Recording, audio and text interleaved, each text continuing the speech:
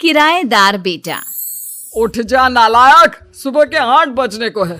तुझे एग्जाम नहीं देना क्या? थोड़ी देर और सोने दीजिए ना पापा। तू उठता या फिर मैं तेरे ऊपर पानी फेंकूं? रोज गधों की तरह सोता रहता है, पेपर की कोई टेंशन ही नहीं है। और एक हमारा समय था जब हम पेपर में फेल होने के डर से रात भर पढ़ा करते थे, सो ही नहीं पाते थे। तो क्या अब आप उसका बदला मुझसे लेंगे? मैं 15 मिनट बाद उठ जाऊंगा, आप प्लीज जाइए, मुझे डिस्टर्ब मत कीजिए। इतना कहकर रौनक रजाई ढककर फिर से सो जाता है। तू वैसे नहीं मानेगा, रुक मैं अभी पानी लेकर आता हूं। बस फिर क्या था, इतना कहकर वो भागते हुए बाथरूम में जाते हैं और पानी की एक बड़ी सी बाल्टी लाकर रौनक के ऊपर फेंक देते हैं। पानी पड़ते ही रौनक झट से उठ जाता है। ये आपने क्या किया पापा? अब तो उठेगा नहीं तो यही करना पड़ेगा ना। वैसे थैंक्स डैड, आपके कारण ना अब मुझे नहाने की भी जरूरत नहीं पड़ेगी। चलिए अब आप माँ से बोलकर मेरे कपड़े निकलवा दीजिए, तब तक मैं ब्रश कर लेता हूँ। वैसे कल ना आप एक काम और करना, नहलाने के साथ साथ मुझे ब्रश भी करवा देना। ये ब्रश करने में ना मुझे बहुत आलस आता है। रौनक की बातों से अरविंद का मुंह खुला का खुला रह जाता है। वो अपनी पत्नी कमला के पास जाता है और रौनक की हरकतों के बारे में बताता है, जिसे सुन उसकी पत्नी हंसने लगती है। तुम अपने बेटे को समझाने के बजाय हंस रही हो। रौनक बच्चा है, धीरे धीरे सुधर जाएगा, आप क्यों उसके पीछे पड़े रहते हो? अभी नहीं सुधरेगा तो कब सुधरेगा? 10वीं क्लास में है रौनक, वो अब कोई बच्चा नहीं रहा। अरविंद की इतना बोलते ही वहां रौनक भी आ जाता है। क्या डैड, मैंने आपको एक काम दिया था, वो भी नहीं हुआ आपसे। अरे क्या हुआ बेटा? माँ, मैंने डैड से बोला था कि वो आपको बोलकर मेरे स्कूल की यूनिफॉर्म निकाल दे, लेकिन मेरे पीछे पड़ने के अलावा इनसे एक काम ढंग से नहीं होता। देख रही हो कमला, देख रही हो अपने लाडले को? अरे आप चुप रहिए जी। चलो बेटा, मैं तुम्हें कपड़े निकाल कर दे देती हूँ। बस ऐसे ही साल पर साल बीतते जाते हैं, लेकिन रौनक के रवैये में कोई बदलाव नहीं आता। वो पहले से भी ज्यादा आलसी और पूरी तरह अपने माता पिता पर निर्भर हो जाता है। 2 साल बाद पता नहीं कहाँ गायब रहता है पूरे दिन, अब तक तो आ जाना चाहिए था। अरे आप इतनी फिक्र क्यों कर रहे हैं उसकी? दोस्तों के साथ खेल रहा होगा, आ जाएगा अभी। ये कोई टाइम है खेलने का? 10 बजने वाले हैं, इतनी रात में कौन खेलता है? कमला कुछ कहती उससे पहले ही रौनक वहां आ जाता है। मम्मी जल्दी से खाना लगा दो, बहुत भूख लग रही है। तुम्हें तब तक खाना नहीं मिलेगा जब तक तुम बता नहीं देते कि इतनी रात गए कहां से आ रहे हो। ओ प्लीज डैड, अब आप एसी पे प्रद्युमन बनकर मेरे सर पर बंदूक लेकर मत बैठ जाना। अपनी फालतू की बकवास बंद कर और बता कहां से आ रहा है। माँ अब समझाइए ना डैड को। बता देना बेटा, इनको भी तसल्ली हो जाएगी। आप बोल रही हैं तो बता देता हूँ, मैं दोस्तों के साथ मूवी देखने गया था, इसलिए देर हो गई। तो इन सब चीजों में मेरे पैसे उड़ाता है। कभी 1 रुपया कमाने के बारे में सोचा है तूने? जब देखो हवा की तरह पैसे उड़ाता रहता है।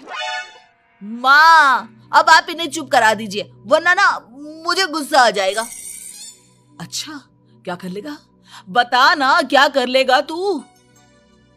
वैसे बात तो ठीक ही है, मैं कर ही क्या सकता हूँ। पैसे तो फिर भी मैं आपसे ही मांगूंगा ना।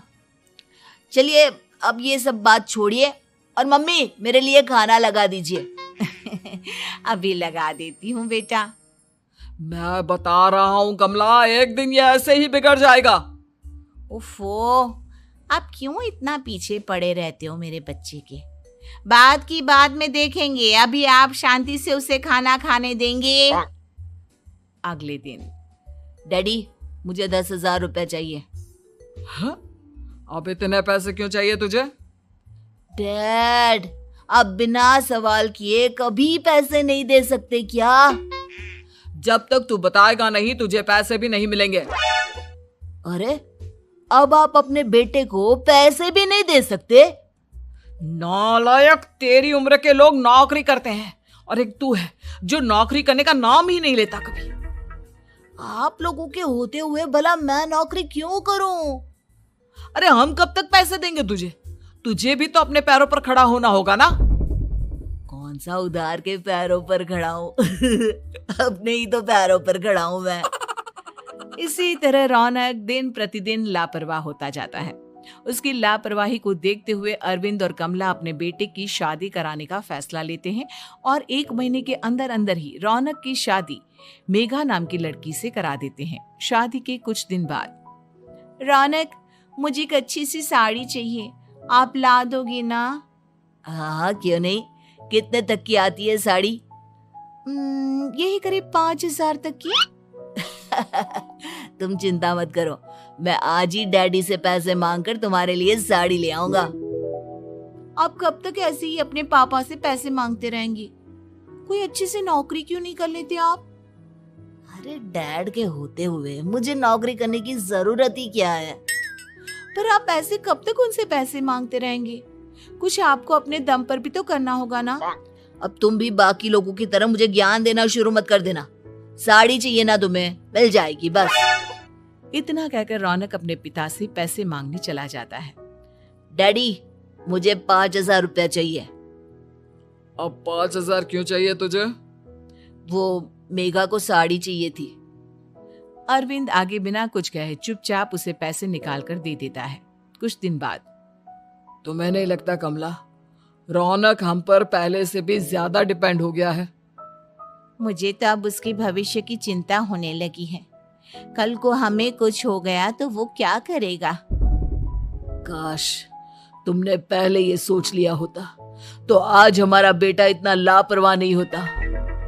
तब मुझे कहाँ पता था कि मेरा लाड प्यार उसे इतना बिगाड़ देगा कि वो इस हद तक लापरवाह बन जाएगा। कोई बात नहीं, अभी भी देर नहीं हुई। मुझे पता है उसे कैसे सुधारा जा सकता है। कैसे? अरविंद कुछ कहता उससे पहले रौनक वहां आ जाता है और पैसों के लिए हाथ फैलाने लगता है।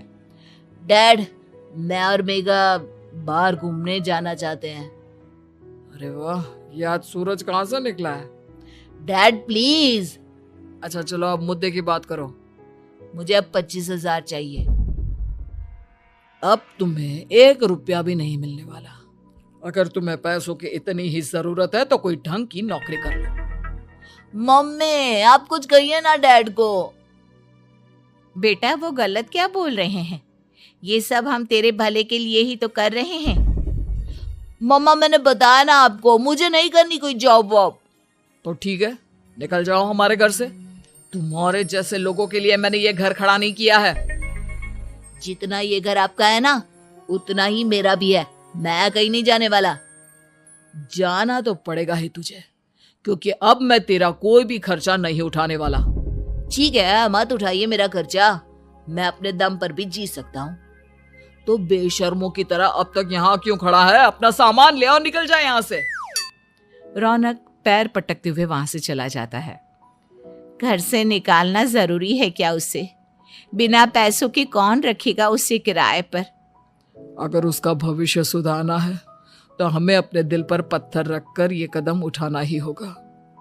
दोनों बात कर रहे होते हैं कि रौनक अपनी पत्नी के साथ एक बड़ा सा बैग लेकर घर से निकल जाता है, लेकिन घर से बाहर उसे कोई भी मुफ्त में अपने घर किराए पर नहीं रखता।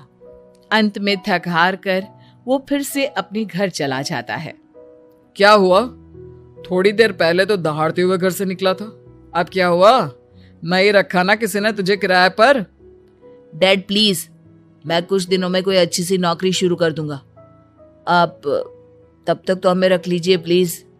सुबह से रात हो चुकी है लेकिन कोई हमें रखने को राजी नहीं है। अब आप ही बताइए, इतनी रात को मैं मेघा को लेकर कहाँ जाऊंगा? ठीक है, बहू की वजह से मैं तुझे घर पर रख रहा हूँ, लेकिन तू इस घर में एक बेटे की नहीं बल्कि एक किराएदार की हैसियत से रहेगा। 3 महीने हैं तेरे पास।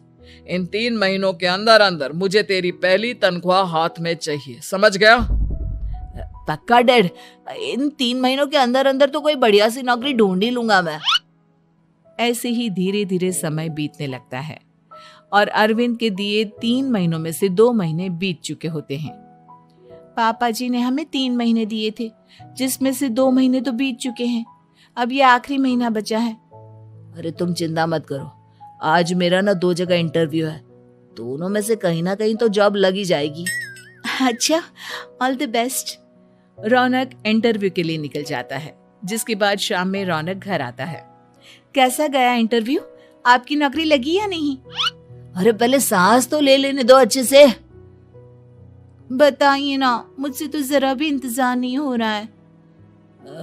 वो दरअसल बात यह है कि मेरी नौकरी तो लग चुकी है, लेकिन पैसे बहुत कम है।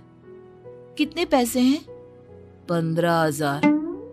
इतने में अरविंद और कमला मिठाई का डिब्बा लेकर आ जाते हैं। बधाई हो बेटा। हम जानते थे तेरी जॉब जरूर लगेगी। लेकिन मेरी सैलरी बहुत कम है मम्मा। कम है तो क्या हुआ, धीरे धीरे बढ़ जाएगी। हाँ बेटा, हम तो बस चाहते थे कि तू अपने पैरों पर खड़ा हो जाए। मतलब अब आप मुझे घर से नहीं निकालेंगे? नहीं, ये सब हमने तुझे जिम्मेदार इंसान बनाने के लिए किया था। Thank you mummy papa. अगर आप दोनों ऐसा नहीं करते तो मुझे कभी अपनी जिम्मेदारियों का एहसास तक नहीं होता। आज आपने मुझे सिखा दिया कि इंसान का अपने पैरों पर खड़ा होना भी जरूरी होता है। इतना कहकर रौनक झट से अपने माता पिता के गले लग जाता है और अपनी कमाई की पहली तनख्वाह वो अपने माता पिता के हाथ में सौंपता है। इस तरह रौनक एक गैर जिम्मेदार व्यक्ति से एक जिम्मेदार व्यक्ति बन जाता है।